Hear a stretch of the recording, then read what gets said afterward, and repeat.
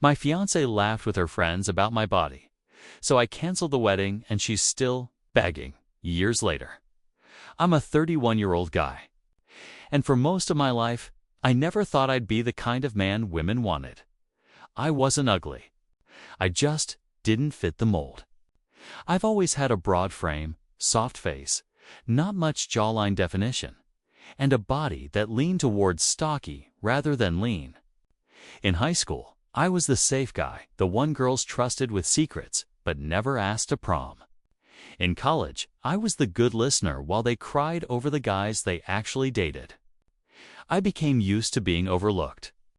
Being alone felt like a default setting I'd quietly accepted dating. When it happened, felt more like a compromise than a connection. Women gave me a shot when they were tired of heartbreak, but I always felt like the backup plan, the stability they settled for after the chaos. And yeah, that eats away at your confidence, even if you pretend it doesn't. Then I met Jessica. She walked into my life like the answer to a prayer. I stopped saying years ago. Gorgeous, outgoing, impossibly charismatic, she lit up rooms. When she laughed at my jokes, touched my arm during conversations, remembered things I said. It was like watching color return to a black and white world. I kept waiting for the catch. There wasn't one, at least not yet. We started dating. She told me I made her feel safe, grounded, appreciated. Her friends seemed surprised when she introduced me, but she brushed it off with a smile and said, "He's the real deal." And when she said yes to my proposal after 10 months, I swear my heart forgot how to beat for a second, for the first time. I believed I could be someone's first choice, not the backup, not the safety net. The wedding was set for next year, and I had no idea the same woman who made me feel chosen would later make me feel like a joke. The months after our engagement felt like a dream. I didn't want to wake up from Jessica was in full wedding planning mode, venue tours, Pinterest boards, floral color palettes. She'd squeal with excitement over tiny details like napkin textures or menu fonts, and I'd sit beside her, happily clueless. My phone was flooded with congratulatory texts, and my mom said she'd never seen me smile so much. I believed her. I was smiling all the time, but slowly. Something started to shift. Jessica started bringing me around her social circle more often, brunches with her college friends, rooftop parties with coworkers, boutique events where everyone seemed surgically sculpted. It was like stepping into a filtered Instagram feed. I tried to keep up, wore button-downs instead of hoodies, practiced small talk in the mirror, but I always felt out of place. Like a Labrador in a room full of sleek greyhounds. Her friends were nice on the surface, but I caught the occasional smirks, subtle once-overs. The way they'd compliment Jessica's outfit and skip over mine entirely. I told myself I was overthinking it, but it still stung. Jessica didn't say anything cruel, nothing outright.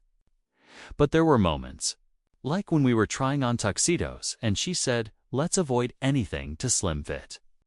We don't want buttons flying at the guests." She laughed. I laughed too. But something about the way her friend looked at me when she said it wasn't a joke to her. Then came the workout suggestions. "Let's hit the gym together. Couple goals, right?" She framed it sweetly. She even bought us matching water bottles. But I noticed she kept comparing me to these TikTok fitness influencers. "Imagine you in one of those tailored suits, looking sharp." I nodded, smiled. Tried to ignore the sting. Maybe it was love. Maybe it was pressure. But I didn't want to disappoint her. So I said yes, again and again, not realizing how much of myself I was beginning to shrink at first. The comments came like pinpricks, small enough to ignore, easy to laugh off. We were out with her friends one night, and I reached for a second slice of pizza. Jessica smiled and said, "Easy there, babe. We've got tux fittings next month." Everyone laughed, and so did I, but something twisted in my gut. I told myself she was just being playful, maybe nervous about the wedding. I didn't want to be that guy who couldn't take a joke. But the jokes didn't stop. Her friends started, joining in calling me her cuddly bear or teddy with a salary. Once, one of them asked, "So, are you going to let Jess put you on a wedding diet? Or are we embracing the dad bod?" They all giggled like it was harmless. Jessica didn't defend me. She just said, "I mean, he's working on it, right?" And patted my stomach like I was a pet learning tricks. That night, I looked at myself in the mirror a little longer than usual. Ran my hand over my chest. Wondered what they saw when they looked at me. Was I the love of her life for just a safe guy with a decent job and a soft belly? At home, I tried to talk to Jessica. I told her the comments were starting to get to me. She sighed and rolled her eyes. "You're so sensitive. They're just teasing. You know they like you, do you?" I asked before I could stop myself. She stared at me for a moment, then said, "Of course I do. You're sweet, stable, and kind. You're everything a woman should want." It sounded like a compliment. But the way she said it, like she was convincing herself, like I was a checklist, and I started to wonder, was I the man she loved or the one she settled for? It happened on a Thursday night quiet, unremarkably, till everything changed. Jessica had left for her bachelorette weekend in Miami, a girls-only trip with her closest friends before the big day. I trusted her. Or at least, I thought I did. I spent the evening cleaning, organizing some vendor receipts, and sending a couple of last-minute confirmations. That's when I got the notification. A voice message had popped into the group chat she shared with her bridesmaids. I wasn't even supposed to be in that chat. Was linked to a shared iPad we kept in the kitchen. I tapped it, thinking it was accidental. I wish I hadn't. The message was nearly 2 minutes long. Loud music, laughter. Then Jessica's voice, unmistakably slurred with alcohol, but sharp with cruelty. "Oh my God, you guys, can we talk about how I'm marrying a walking pillow? Like, he's so soft. I swear, hugging him feels like sleeping on a body-sized marshmallow." They all erupted with laughter. One of them joked, "At least he'll keep you warm when you settle into suburban mom life." Another chimed in, "You're basically locking down a human-weighted blanket." Jessica didn't stop them. She added, "It's fine. I'll just close my eyes and pretend it's Jason Momoa on our honeymoon." I sat there, frozen, heart pounding, stomach twisting. There was more something about how at least I'd never cheat or leave. Because guys like him don't get options. It felt like I was listening to a roast of my entire existence by the person I thought loved me. I played it again. And again, 5 times. My breathing got shallow. My chest hurt. I didn't cry. I just sat there in silence. And in that silence, something broke. Not just my heart, something deeper. Something I didn't yet have words for. I didn't sleep that night. I just sat there, staring at the dark screen of the iPad, her laughter echoing in my head like static I couldn't turn off. Every word felt like a knife I couldn't pull out. By morning, I decided no confrontation. Not yet. I wanted to see who she was when she didn't know I knew. When Jessica came home 2 days later, she was glowing, tan, smiling, holding a bag of souvenirs. "Missed you, baby," she said, wrapping her arms around me. I stood there stiff, pretending everything was normal. I could smell the perfume, the sunscreen, the faint trace of alcohol. She looked like she'd had the time of her life. She talked for hours about beach parties, spa days, her bridesmaids. I nodded, even smiled at the right moments. Inside, though, I felt hollow. She noticed my distance once. "You okay?" "Yeah, just tired," I said. She kissed my cheek. "Don't overthink. Everything's perfect." Perfect. That word hit differently now. Perfect, like the way she performed our relationship in front of people. Perfect, like the way she curated everything from our Instagram posts to our engagement photos. Maybe I'd been blind, but suddenly I saw it. She didn't love me. She loved the idea of being loved. I stopped sleeping next to her. Said I was working late, needed time to finalize things for the wedding. She didn't question it. She was too busy rehearsing her vows, planning poses for the photographer, editing captions for our big day. But I wasn't planning a wedding anymore. I was planning my exit. And she had no idea the performance was about to end her own stage. I was sitting at the dining table late one night, surrounded by invoices and vendor contracts, when something strange caught my eye. There was a deposit slip from our florist that didn't match the amount I remembered approving. Curious, I pulled out the original quote $2,800, but the confirmation email said $3,600. I assumed it was a mistake, until I found 3 more like it. The numbers were all inflated by a few $100s, and every overage had been refunded to an account I didn't recognize. It wasn't our joint account, it was hers at first. I thought maybe she'd been handling some things separately. But then I logged into our shared wedding planning spreadsheet. She had logged expenses based on the original quotes, meaning the extra money was never accounted for, not to me, not to the budget. She was siphoning money from the wedding fund into her personal savings.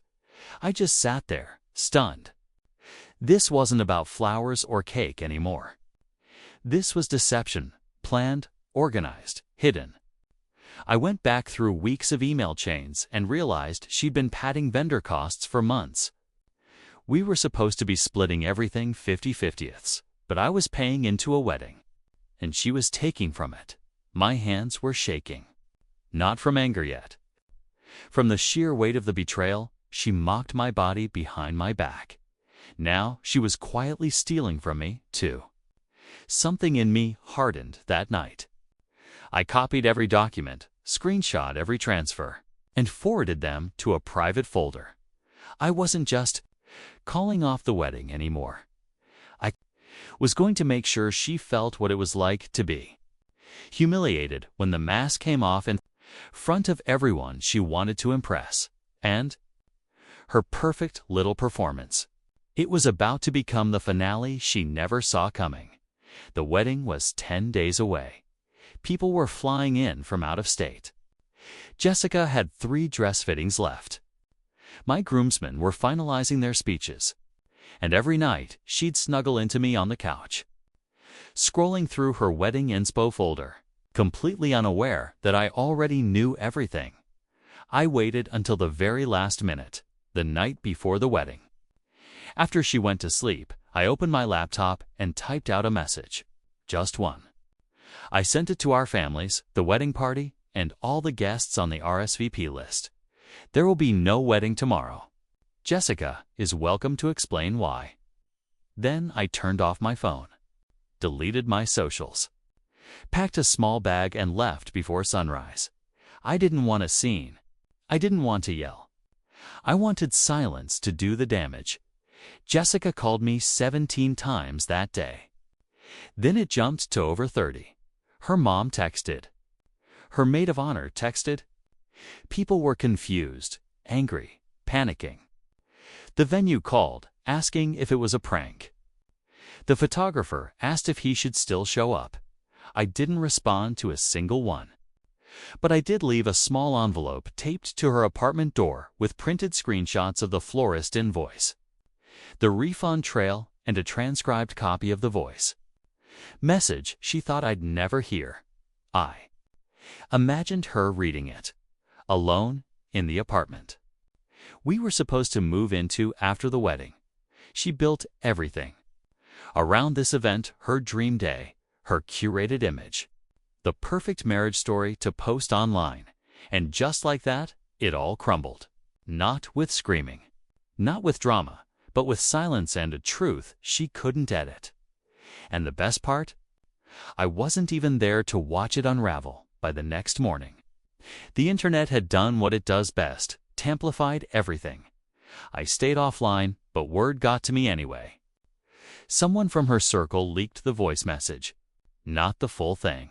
Just the part where she joked about closing her eyes and pretending I was Jason Momoa. It hit Reddit first, then TikTok. The caption: "Bride gets left at the altar after mocking fiancé's body on her bachelorette trip." It went viral within hours. Jessica tried to spin it. First, she claimed I had cold feet. Then she told people I had a breakdown. But when the receipts I left at her door started circulating, actual screenshots of the padded invoices and refund transfers, her narrative collapsed. Mutual friends began backing away. A few even messaged me privately, apologizing for ever laughing at her jokes. One said I always wondered if she was too good to be true. Guess she was just good at hiding it. The brands she worked with for lifestyle content dropped her. She posted a healing and growth video on her Instagram, trying to cry on camera. Comments were brutal. "You laughed at the man you were supposed to marry. He dodged a bullet. You played the main character and got the villain arc instead." Through it all, I stayed silent. I didn't comment, didn't explain, didn't retaliate. She unraveled on her own. The world saw her mask slip. And there was no PR team in the world that could save her from her own words. The wedding was gone. Her audience. Gone. Her perfect image. Ruined, and the best part wasn't just that I walked away, it's that she never saw it coming. 2 weeks passed before she showed up in person. I was staying at a friend's place across town, lying low, trying to process everything. There was a knock at the door one night, around 9 p.m. I opened it and there she was. No makeup, hair tied back, eyes red like she hadn't slept. For a split second, I didn't recognize her. She didn't say anything. Just held up her phone and pressed play. A voice recording her crying into the mic, whispering apologies. I stood there, arms crossed, unmoved. "I didn't mean it," she said, finally speaking. "You weren't supposed to hear that? It was just stupid girl talk." "Girl talk?" I asked. "Is that what it's called when you publicly humiliate the man you claim to love?" She blinked, caught off guard. I was drunk. It was a joke. "So was the wedding," I said, and stepped back inside. She followed me. I didn't stop her. What came next was her full apology tour. She admitted to mocking me. Said she got caught up in her friend's energy, that she didn't really feel that way. When I asked about the wedding fund and the money she funneled into her private account, her face changed. "I was saving for us," she said. "You lied to me, stole from me." A tease steal. "Jessica," I cut her off. "I loved you. I trusted you. And you turned me into a punchline for your friends. You weren't just careless. You were cruel." She started crying harder, saying she'd go to therapy, make it up to me, even offered to elope, just the two of us. Said we could start over, but it was too late, because the man who stood in front of her now wasn't the same one who knelt with a ring a year ago. After that night, I never saw her again in person. She texted for weeks-long paragraphs, voice messages, photos of old memories. I didn't respond. Then came the guilt trips. I lost everything because of one mistake. You were supposed to be my person. Then pity. I've been so depressed. I can't eat. She even had her mom call me, asking if I could at least meet her halfway to talk things through like adults. But the truth is, I had nothing left to say. Nothing she could say would undo what she did or what it revealed. I started over. Quietly, I switched jobs. Moved cities, hit the gym not to get revenge or prove anything, but to finally feel like my body was mine again. I started therapy, unpacking years of silent self-hate I never realized I'd been carrying. And for the first time in my adult life, I was living for myself, not for validation. Not to be chosen, not to be good enough for someone else's standards. Dating was hard at first. I flinched at compliments. I second-guessed every woman's intentions. But slowly, I learned what real love looks like. Respect, softness without shame. Laughter that doesn't leave scars. I'm seeing someone now quiet, kind, real. I haven't told her the whole story yet, but I will. When I'm ready, Jessica still messages me every year. On what would have been our anniversary, she sends something vague like, "Hope you're well." I still think about you. I never reply. I don't need to, because the man she knew, the one who stayed quiet, who swallowed jokes, who begged to be enough, he doesn't exist anymore. And every year, she sends that message. It just reminds me of the best decision I ever made, walking away. I didn't expect to see her again. But life has a way of circling back when you least expect it. 2.5 years after I walked away from the wedding, I got invited to a mutual friend's ceremony, someone from college who had stayed neutral during the fallout. I almost didn't go. But something in me wanted closure, not the dramatic kind. The quiet kind. The kind where you sit with your past and realize it no longer owns you. I walked into the venue, tailored suit, confident posture, holding the hand of the woman I now loved, genuinely, fully. She squeezed my fingers as we moved through the crowd, and I felt grounded. That's when I saw her. Jessica.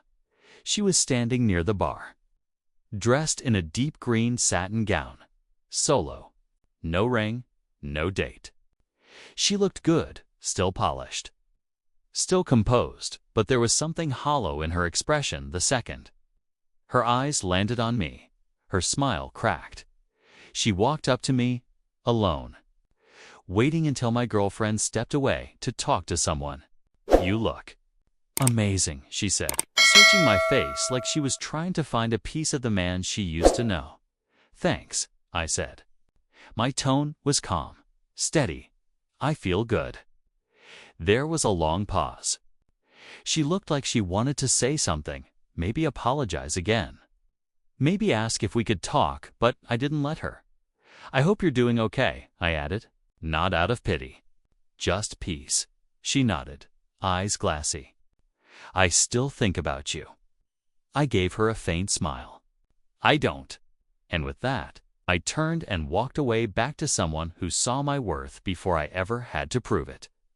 That moment didn't feel victorious. It felt final, and God. That was enough. Looking back now, I realize I was never the backup plan.